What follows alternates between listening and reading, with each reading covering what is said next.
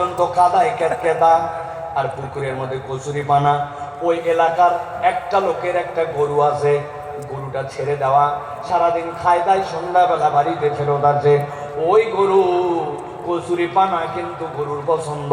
গরু চিন্তা করছে এত সুন্দর কচুরি পানা এখন যেরকম মাটির সাথে লেগে গেছে, এখন তো খাওয়া যায়।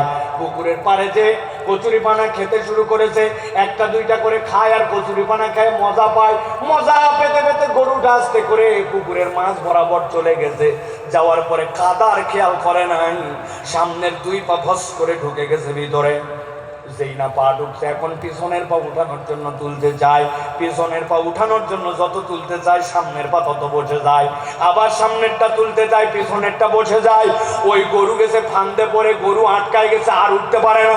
অনেকক্ষণ হামলা হামলি চিল্লা চিল্লি করছে, কিন্তু বুঝতে চিল্লা চিল্লি করে কোনো কাম নাই, যত নড়ে তত ভিতরে ঢুকে যায়।